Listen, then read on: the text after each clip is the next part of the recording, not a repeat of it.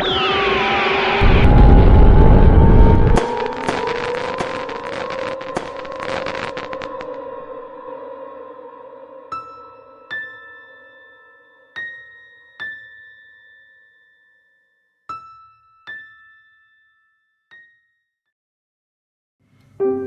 kedalaman hutan tropis yang lebat, di antara sungai-sungai yang mengalir tenang, hiduplah seekor ayam hutan bernama Kilat.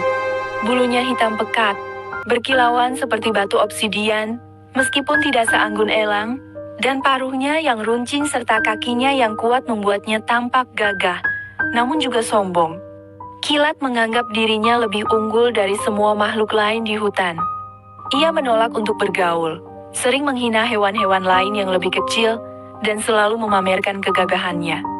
Ia sering bertengger di dahan-dahan rendah, memandang rendah para penghuni hutan lainnya yang sibuk mencari makan di tepi sungai.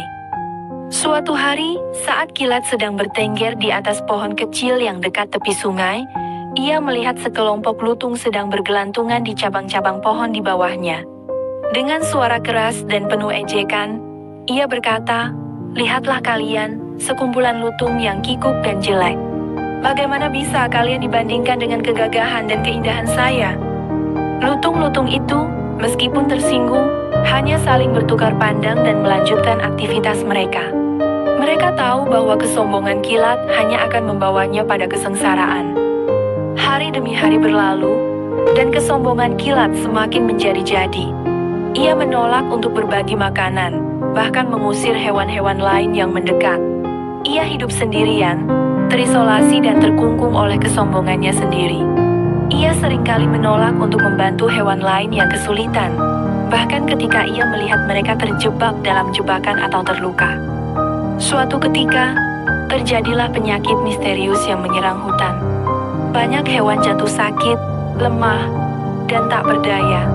Hewan-hewan yang biasanya lincah dan gesit menjadi lesu dan sulit bergerak. Kilat, dalam kesombongannya, tetap mengasingkan diri, yakin bahwa penyakit itu tidak akan menjangkitinya. Namun, ia mulai merasa lemah dan sakit.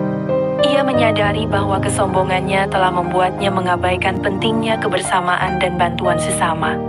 Ia terbaring sendirian, menderita dan menyesali perbuatannya. Seorang lutung kecil, yang pernah diejek oleh Kilat, melihatnya sakit.